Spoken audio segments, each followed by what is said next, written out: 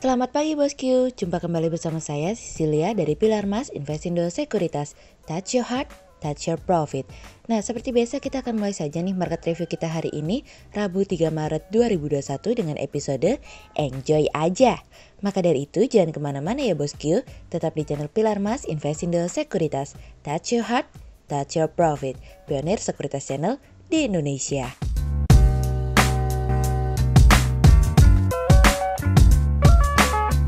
Kita akan mulai dari Global Economics Calendar. Ada berita dari Eurozone CPI month on month yang tidak berubah di 0,2%, sementara year on year tidak berubah di 0,9%. Kemudian ada dari Eurozone CPI Core year on year yang turun dari sebelumnya 1,4% menjadi 1,1%. Kemudian ada dari Japan Jobless Rate yang turun dari sebelumnya 3% menjadi 2,9%. Kemudian kita beralih ke Corporate News. Ada berita dari PT Tunas Ridean Tbk atau TURI yang mencatat total pendapatan bersih sebesar 8,32 triliun rupiah di sepanjang tahun 2020. Angka ini tercatat turun sekitar 38,46% dibanding tahun 2019 yang tercatat sebesar 13 triliun rupiah dari iqplus.info. Kemudian ada dari PT Island Concept Indonesia Tbk atau ICON yang targetkan pendapatan tumbuh 5 hingga 10% tahun ini dari kontan.co.id. Kemudian ada dari PT PP London Sumatera Indonesia Tbk atau LSIP yang membukukan laba bersih sebesar 696 miliar rupiah pada akhir tahun 2020 dari iqplus.info. Kemudian pada perdagangan hari Selasa tanggal 2 Maret 2021, IHSG ditutup menguat sebesar 20 poin atau 0,33% menjadi 6.359. Sektor industri dasar, industri konsumsi, perdagangan properti bergerak positif dan menjadi kontributor terbesar pada kenaikan IHSG kemarin. Sementara investor asing mencatatkan pembelian bersih sebesar 29 miliar rupiah. Kemudian kita akan masuk ke market review kita hari ini. Cerita hari ini akan kita awali dari lagi asik jadi terusik. Di tengah-tengah situasi dan kondisi penuh dengan tekanan dari US Treasury yang mulai mereda, muncul lagi tekanan loh bosku dari regulator perbankan di Cina yang mengatakan bahwa mereka itu khawatir dengan resiko bubble di pasar keuangan global dan sektor properti di Cina yang dimana hal tersebut justru menjadi dorongan untuk mulai melakukan pengetatan kebijakan. Guo Shuqing, Chairman of the China Banking and Insurance Regulatory Commission mengatakan bubble di pasar Amerika dan Eropa mungkin saja dapat meledak karena adanya aksi unjuk rasa yang berlawanan dengan situasi dan kondisi perekonomian yang ada sekarang sehingga mendorong terjadinya koreksi cepat atau lambat. Regulator keuangan di Cina akan berusaha keras untuk menjaga risiko tersebut di Cina sembari menjaga dan mengurangi gangguan atau efek dari situasi dan kondisi dari luar khususnya investor asing. CBIRC berjanji pada bulan Januari nanti untuk menjadi yang terdepan dalam penanganan dari resiko sistemik untuk mulai membatasi pinjaman bank terhadap pasar properti dan pembatasan aktivitas shadow banking. Sejauh ini, saham di Asia mengalami penurunan termasuk Dow Futures di Amerika karena komentar panas tersebut. MSCI Asia Pacific Index saja sudah mengalami penurunan, termasuk di dalamnya indeks CSI 300 yang turun sebanyak 1,4%, indeks Hong Kong turun hampir 1%. Regulator akan terus mengawasi pergerakan money flow yang terjadi di Cina meskipun ekonomi masih mengalami pertumbuhan dan tingkat suku bunga berpotensi menjadi lebih tinggi. Sejauh ini, secara pergerakan nilai dan kecepatan money flow masih terkendali.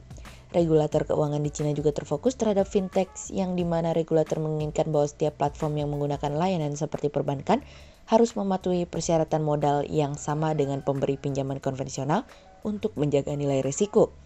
Guo mengatakan bahwa risiko bubble di pasar properti Cina masih dalam kategori besar karena banyak masyarakat yang membeli rumah untuk tujuan investasi ataupun spekulasi sehingga memberikan dampak yang sangat berbahaya ke depannya. Sejauh ini para pihak regulator terus melakukan penambahan sejumlah kebijakan untuk menyempurnakan industri ini, termasuk di dalamnya mekanisme baru untuk melakukan pinjaman dari bank untuk pembiayaan real estate dan aturan main tentang jual beli pertanahan untuk menjaga biaya tanah jangan sampai mengalami kenaikan. Memang komentar Guo terdengar menakutkan, lantas apakah ini akan memberikan sebuah dampak bagi Indonesia? Kami melihat dampak ini baru sebatas efek dari sebuah komentar, namun menjadi sebuah alarm ke depannya untuk berhati-hati dan bersiap. Namun secara kenyataan kami melihat selama likuiditas dalam sistem keuangan masih terjaga, ditambah dengan tidak adanya PSBB ketat seperti bulan Maret 2020 silam, tentu perekonomian masih akan terjaga ke depannya. Dan kami melihat Cina menginginkan pasar keuangan yang relatif stabil untuk menjaga proses pemulihan dari COVID-19. Stabilitas keuangan akan menjadi tujuan dari regulator Cina ke depannya.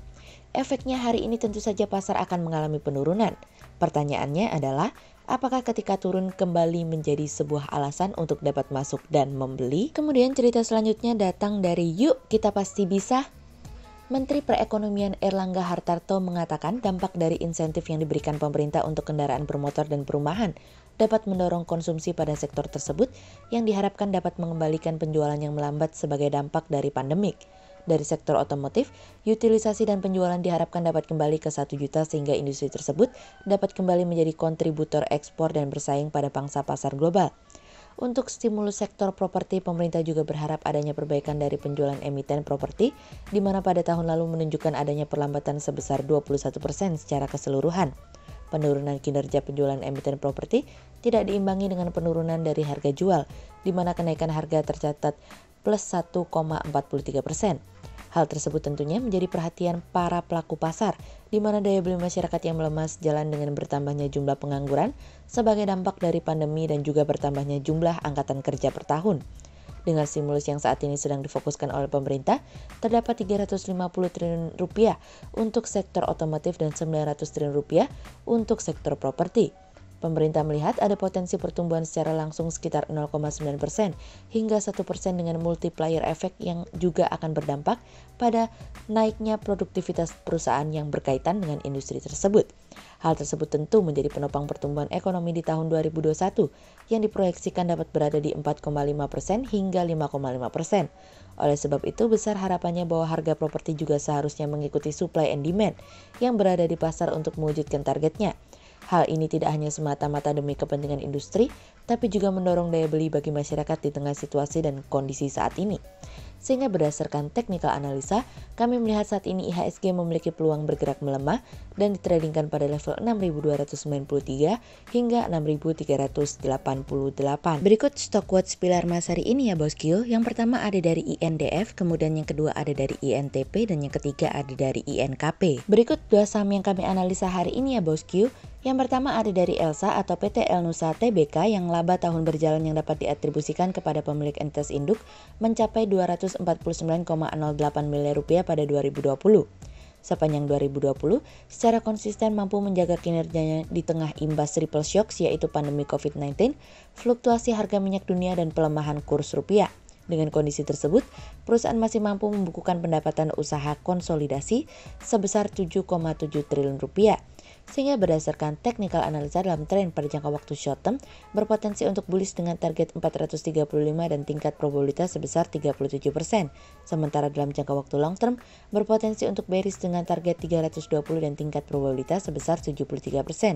Kemudian yang kedua ada dari L-Ship atau PT PP London Sumatera Indonesia Tbk yang membukukan laba bersih sebesar 696 miliar rupiah pada akhir tahun 2020. Sepanjang tahun 2020 di mana perusahaan masih membukukan laba bersih, PT PP London Sumatera Indonesia Tbk atau L-Ship membukukan laba bersih sebesar 696 miliar rupiah pada akhir tahun 2020. Hal ini seiring keberhasilan perusahaan menekan beban perusahaan di saat terjadi penurunan penjualan yang mencapai 4,4% menjadi 3,54 triliun rupiah. Hal ini seiring dengan penurunan volume penjualan produk sawit dan karet. Namun hal ini sebagian diimbangi oleh kenaikan harga jual rata-rata atau ASP produk sawit. Sehingga berdasarkan technical analisa dalam tren pada jangka waktu short term berpotensi untuk bearish dengan target 1200 dan tingkat probabilitas sebesar 74%. Sementara dalam jangka waktu long term berpotensi untuk bullish dengan target 1390 dan tingkat probabilitas sebesar 50%.